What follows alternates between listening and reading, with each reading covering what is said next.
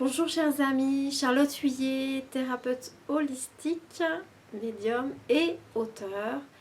Aujourd'hui, je voulais vraiment parler d'un sujet qui me tient à cœur, puisque c'est tout un questionnement en fait que je me suis fait moi-même, personnellement. C'est vis-à-vis des enfants qui ont des capacités extrasensorielles. Alors, je ne le présente pas comme ça dans le titre. Je vais vous expliquer comment je viens à ce sujet-là. Je me rends compte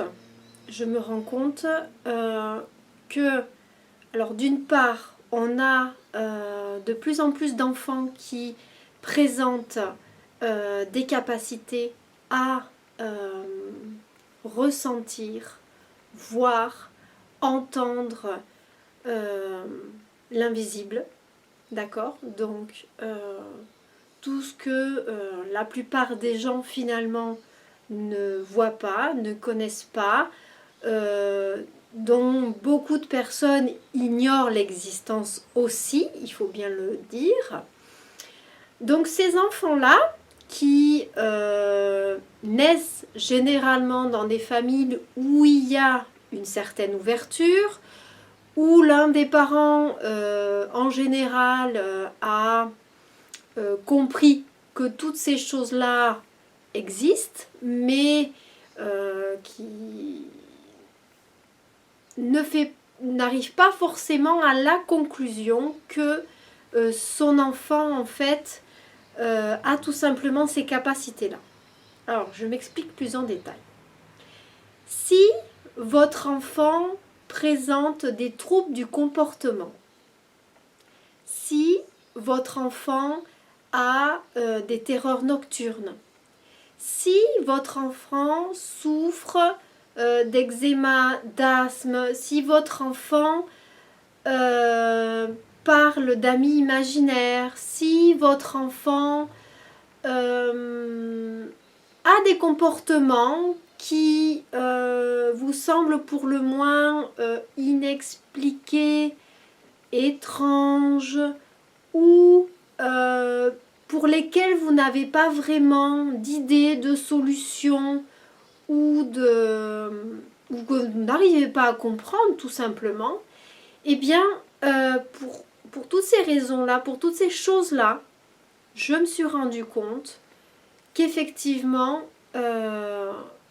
il y avait souvent un rapport, plus ou moins imbriqué, lointain, avec le monde de l'invisible. Je vais vous donner des exemples. Donc, un exemple d'abord personnel. Donc, mon petit garçon a souffert toujours de terreur nocturne. D'accord? Donc, depuis pas si longtemps que ça, j'ai enfin pu comprendre. Je savais depuis longtemps qu'il était capable finalement de ressentir l'invisible, en particulier tout ce qui est dans les basses fréquences, donc ce qui va être base astrale et entité pas très bienveillante, on va dire. Et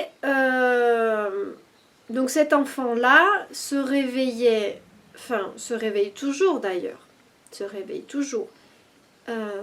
toutes les nuits. C'est un enfant qui se réveille beaucoup.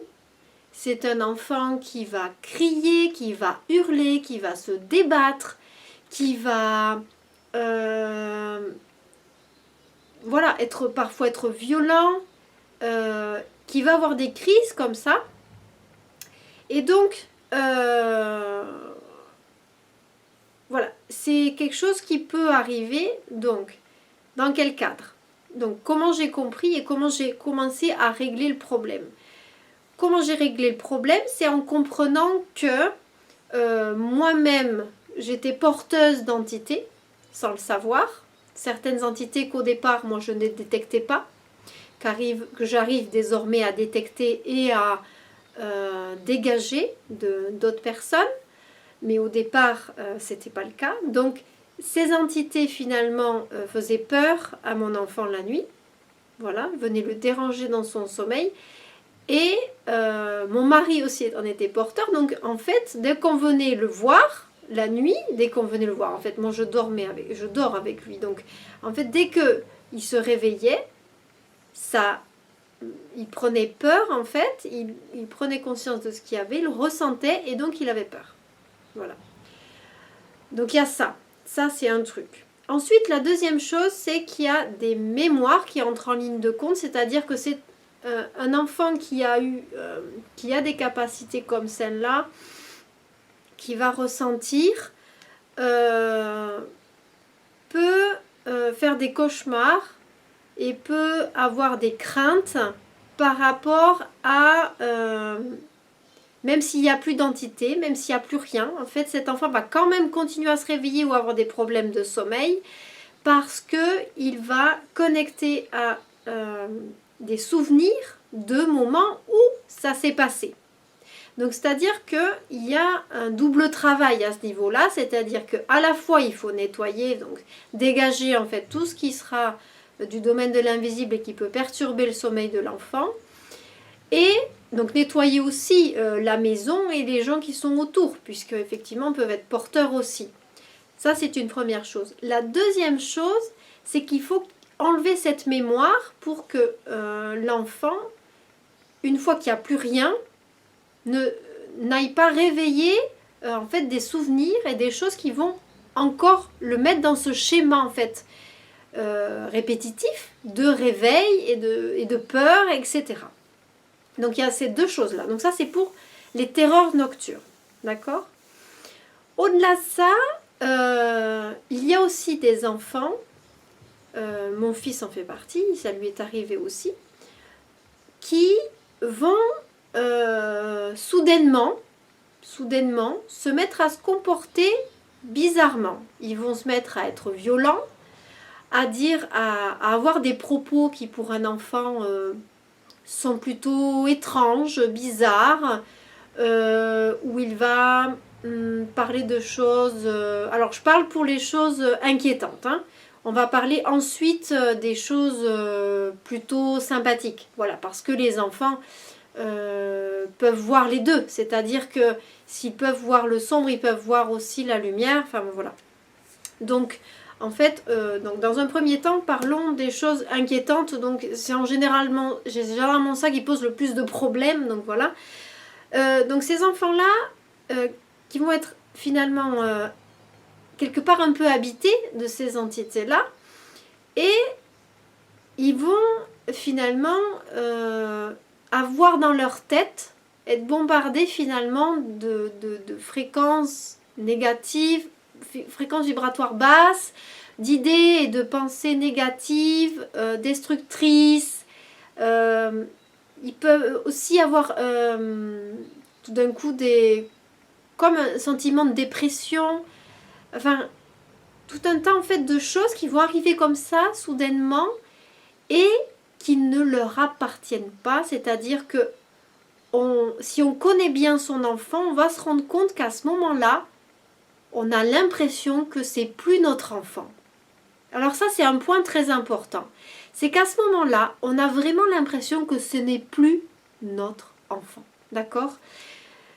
Et là c'est là qu'il faut être vigilant et c'est là qu'il faut se dire non, notre enfant n'est pas en train d'avoir une double personnalité, c'est simplement que cet enfant-là,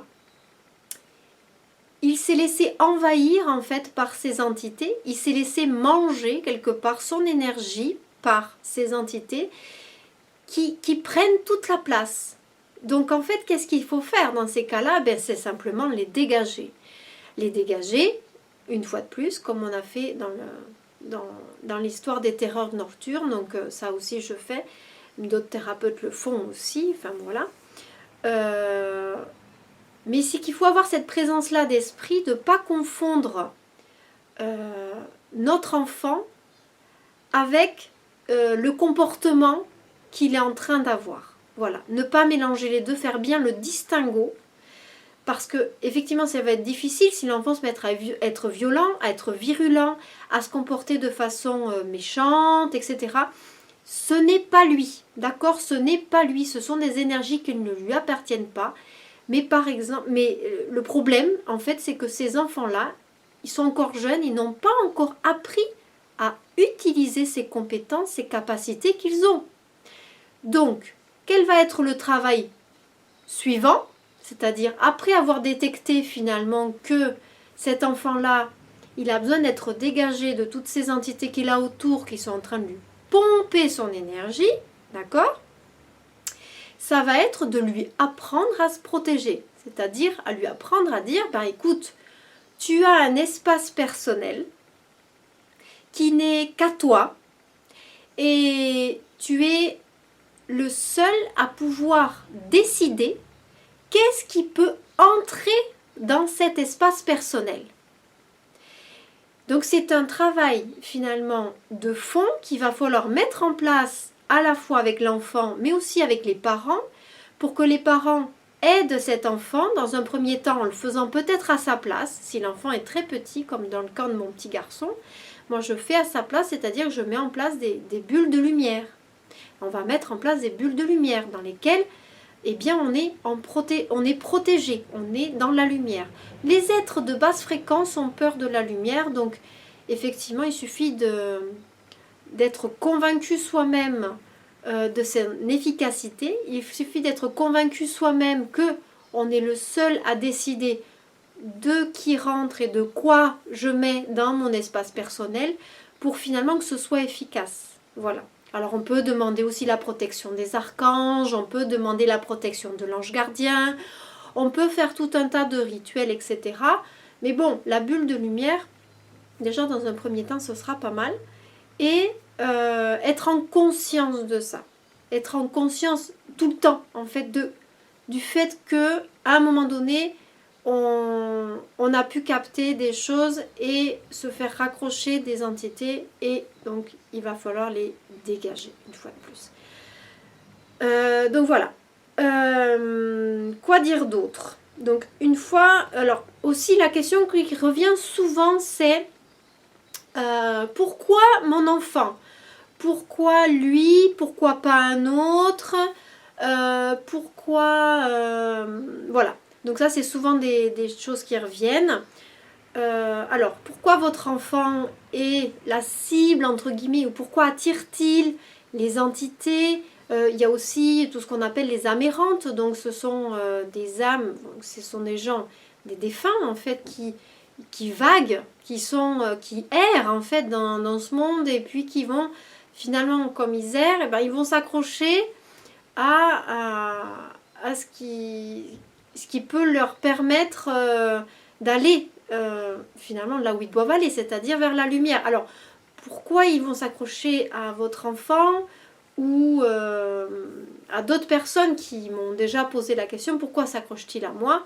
Eh bien, imaginez en fait que le commun des mortels, eh bien, c'est comme une masse grise, voilà, on vibre, oui, disons, bon an, mal an, à peu près tout le monde vibre à peu près à la même fréquence. Et puis, il y a certains êtres qui, effectivement, ont ces capacités extrasensorielles, qui vont vibrer plus haut. Ils vont vibrer plus haut, et qu'est-ce qu'on pourrait dire? Comment ça pourrait se représenter? Eh bien, simplement, ils sont plus lumineux. Ben oui, quand on vibre plus haut, on est plus lumineux. Et donc, qu'est-ce qu'on va faire? Ben, on va sortir du lot. Ça va être comme si il y avait une petite lumière au milieu du gris. Et forcément, ça attire l'œil. C'est ça qui se passe, en fait. Ça attire. Donc, on va attirer ces entités, ce bas astral ou ces choses, en fait, qui vont s'accrocher à nous pour avoir finalement de l'énergie. Donc, en particulier, je parle des âmes errantes parce que les âmes errantes vont être attirées. Donc, en fait, le but, c'est pas de retourner dans la masse. Non, parce que le but, c'est qu'un peu tout le monde s'élève, pas qu'on redescende. Donc ceux qui vibrent plus haut que les autres sont des moteurs et sont des précurseurs. Ils sont là pour ouvrir des portes et pour aider les autres à aussi augmenter leur vibration. Le truc, c'est apprendre simplement, voilà, ce que j'ai dit avant, c'est-à-dire à se protéger, apprendre à vivre avec ça en ayant conscience que, voilà, j'admets certaines choses mais pas d'autres. S'il y a des âmes qui entrent en contact avec moi parce qu'elles ont un besoin particulier, donc certaines âmes vont avoir besoin que je les guide vers la lumière, ben peut-être, voilà, je vais le faire, mais dans un certain cadre, voilà. Pas tout le temps, à toutes les heures, et n'importe quand, et n'importe comment. Donc voilà. Donc c'est à nous, finalement, d'apporter ce cadre et de dire, voilà, dans mon espace personnel, et sous ces conditions-là, j'admets telle et telle chose. Voilà. Mais au-delà de ça, eh ben, la boutique est fermée, quoi, c'est ça. Donc je n'admets pas qu'il y ait certaines choses qui rentrent et qui perturbent finalement ma vie de tous les jours, ma vie classique, on va dire, sans arrêt. Donc ça, c'était pour le côté obscur. Donc ça, on met de côté. Donc voilà, je pense que j'ai répondu à un certain nombre de questions. N'hésitez pas à m'en poser d'autres si ça a réveillé votre curiosité et si vous avez des problématiques particulières. Voilà. La deuxième chose, c'est les êtres de lumière. On va mettre ça dans un autre cadre. Donc on va faire le distinguo. Ben oui, parce que sur Terre, on est dans un monde de dualité. Et donc forcément, il y a, on va dire, les êtres plus de l'ombre et il y a les êtres de la lumière. Ça existe dans le monde visible comme dans l'invisible. Et alors, donc les êtres de lumière, ils sont là aussi. C'est-à-dire que si l'enfant peut capter le sombre, il pourra effectivement également capter la lumière. Et alors du coup, s'ouvrir plutôt à ce côté-là, ça peut drôlement nous faciliter les choses parce qu'effectivement, si on a beaucoup d'êtres de lumière autour, ben finalement, les êtres de l'ombre vont nous laisser un petit peu de côté, vont arrêter de nous embêter, puisqu'ils vont avoir peur des entités de lumière, parce que qui dit lumière dit disparition de l'ombre. C'est comme ça. Quand vous avez deux pièces, une pièce obscure et une pièce lumineuse, quand on ouvre la porte, c'est la lumière qui rentre dans la pièce sombre et non pas l'inverse. Enfin bon, bref. Donc tout ça pour dire que allez vers votre enfant et puis aussi dites-lui, ou si vous êtes vous-même en tant qu'adulte ou jeune adulte en train de découvrir vos capacités ou de redécouvrir, parce que généralement on les a à la naissance mais on les redécouvre petit à petit parce que voilà, je voulais parler de ça aussi après. Qu'est-ce qui se passe en fait? La plupart des personnes qui ont eu des capacités les ont perdues parce que on leur a dit non, non, ce que tu vois, ça n'existe pas. Alors ça, c'est surtout le discours à ne pas avoir auprès d'enfants qui ont ce genre de capacité. Parce que qu'est-ce qui se passe? Eh bien, l'enfant, il veut continuer à être aimé, il veut continuer à être accepté par ses parents, par son entourage. Donc qu'est-ce qui se passe? Ah d'accord, je ne suis pas acceptée avec ce que je vois, avec ce que j'entends, avec ce que je ressens. Parce qu'effectivement, les capacités ne sont pas toutes les mêmes chez tous. C'est-à-dire que certains vont voir, vraiment voir, d'autres vont ressentir, et d'autres vont entendre, d'accord? Vont entendre des messages, ou vont entendre voilà, des voix dans leur tête, etc. etc. Donc, en effet, c'est pas toujours la même chose qui se manifeste.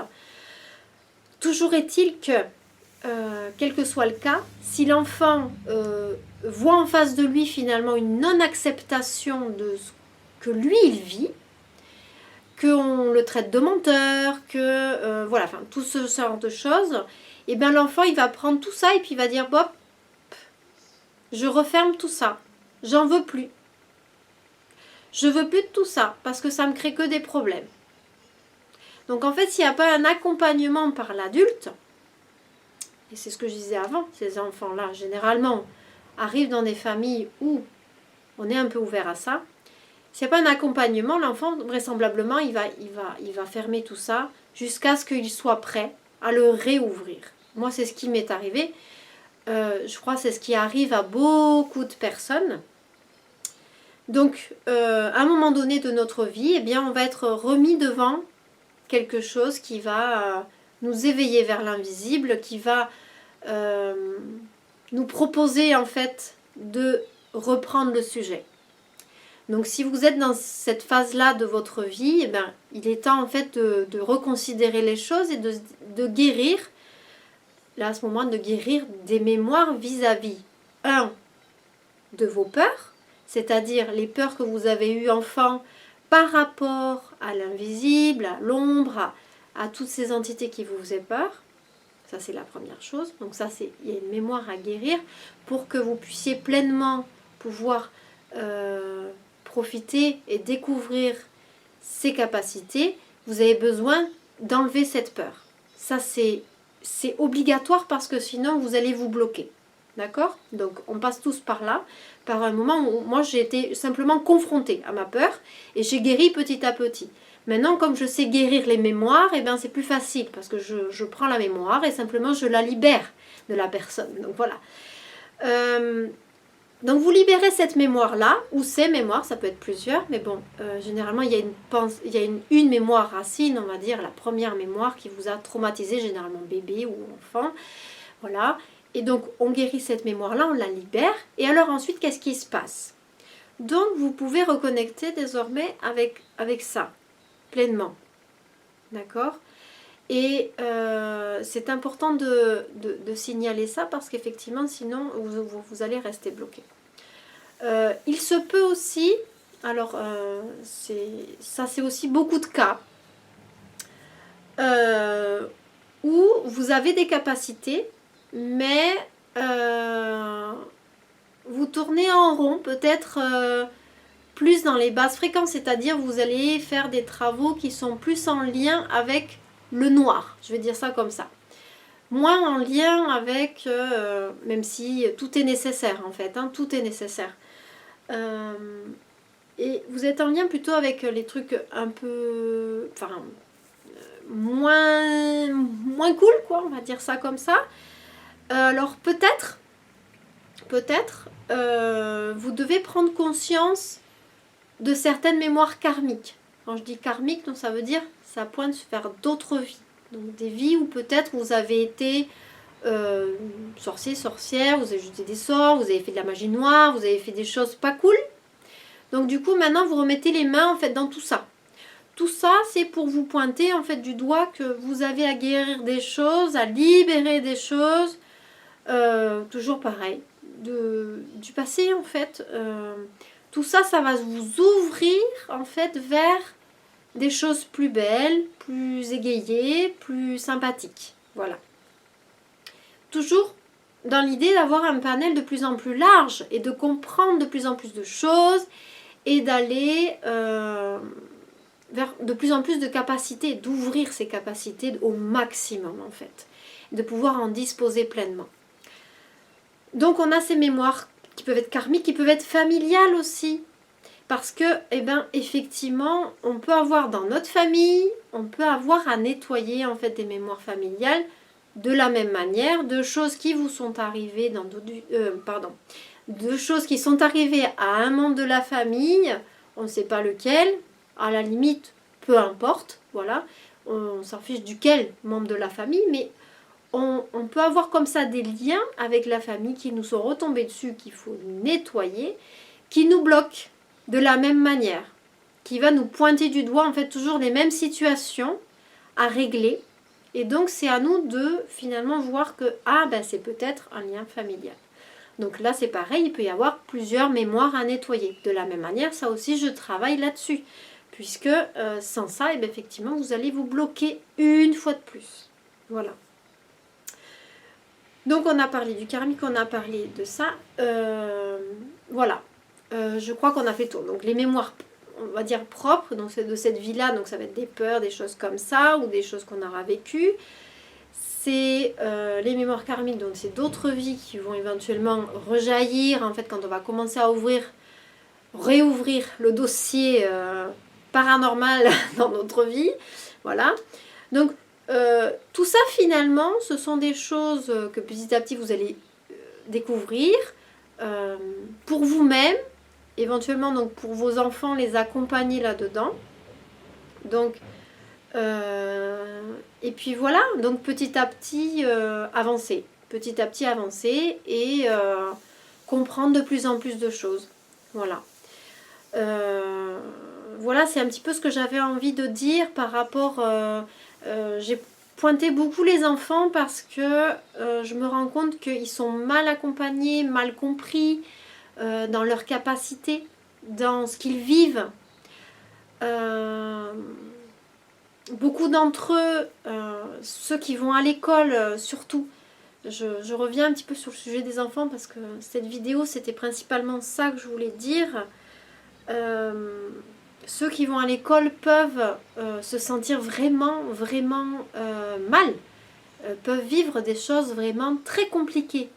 Donc il faut les accompagner, il faut leur expliquer que tout le monde ne voit pas pareil, que tout le monde n'a pas les mêmes perceptions, que beaucoup d'enfants finalement n'ont pas ces capacités. Donc si votre enfant a des capacités hors normes, eh bien quelque part il faut un accompagnement spécifique. Il faut lui faire comprendre, entendre certaines choses. Et école pas école, c'est à vous de le décider finalement. Moi pour l'instant, j'ai opté pour plutôt garder mes enfants à la maison. C'est pas toujours idéal comme situation. Ça a des bons côtés, des mauvais côtés. Mais ça a l'avantage de leur éviter quand même certaines situations très complexes. Mes enfants sont très empathiques, c'est-à-dire qu'ils captent beaucoup autour d'eux. C'est le cas de nombreux enfants maintenant. Donc au-delà des capacités à ressentir et à capter des entités, on capte aussi des émotions, des états d'âme, plein de choses en fait, d'autres personnes autour de nous. Donc des vivants, donc pas que des choses invisibles. Simplement on peut capter aussi des choses des autres personnes. Et ça peut devenir très vite insurmontable. Quand on parle par exemple des hauts potentiels, des enfants qui ont beaucoup de capacités et notamment qui ont une hyper émotivité, hyperactivité, etc. Donc souvent c'est un peu les mêmes. Ces enfants-là qui ont des capacités différentes, qui fonctionnent de manière différente, ont une extrême sensibilité et émotivité, c'est-à-dire qu'ils vont capter comme des éponges tout ce qui se passe autour. Sauf que quand il y a beaucoup de monde autour d'eux, imaginez une école avec ces centaines d'enfants, le bruit, ils ont un cerveau qui va capter, jusqu'à ce que il pète un plomb le cerveau en fait de capter. Tout ce qui se passe autour en fait. Et il va se produire comme un mécanisme de défense où en fait l'enfant il disjoncte. Et il est plus capable. Il est plus capable. C'est juste insupportable. Et en fait ces enfants-là ils ont vraiment besoin d'être dans des petites structures, petits groupes, d'être bien encadrés, d'être avec des personnes qui vont faire un accompagnement vraiment individualisé, qui vont être là, qui vont les soutenir, qui vont les comprendre, qui vont être dans cette dynamique empathique, qui vont être dans la bienveillance, dans l'écoute. Parce que sinon, c'est vrai que c'est des enfants qui vont vite soit être en échec scolaire, en refus finalement de la scolarité, soit avoir des blocages multiples, voilà. Soit ce sont des enfants qui finalement vont se mettre dans le rang à contre-cœur et finalement verrouiller toute une partie de leur être ils vont être malheureux en fait. Ils vont verrouiller toute une partie de leur être, ils vont dire, bon, ils vont se créer un masque. Pour vivre dans cette société-là, j'ai besoin d'être, voilà, d'être ça. Mais c'est pas ça finalement qui va être bien pour eux, on est d'accord. Donc voilà, c'est à vous parents de décider en fait ce qui est bien pour vous, pour eux, quel est le bon compromis. Voilà, moi j'ai cherché beaucoup de choses, je suis toujours en recherche de choses. C'est pas évident. C'est pas évident, mais en même temps, c'est d'une richesse incroyable de vivre avec des enfants comme ça qui, finalement, vous confrontent. Vous confrontent quand même à un système qui est à bout de souffle, un système qui, finalement, n'accepte pas la différence, qui est un système qui rejette ce qui va pas dans le rang. Donc, qu'est-ce que c'est que ce modèle de société, finalement? Donc, est-ce qu'on a envie que nos enfants qui sont finalement des ouvreurs de portes, qui sont des créateurs du monde nouveau, est-ce qu'on a envie qu'ils soient dans le moule? Je crois pas. Je crois pas que c'est ça qu'on veut pour eux. Donc voilà, le questionnement il est là, il est devant vous. N'hésitez pas à revenir vers moi pour me poser vos questions. Je serai tellement heureuse d'y répondre et de vous aider sur ce sujet-là. Voilà, je vous embrasse très fort et vous dis à une prochaine fois. Au revoir.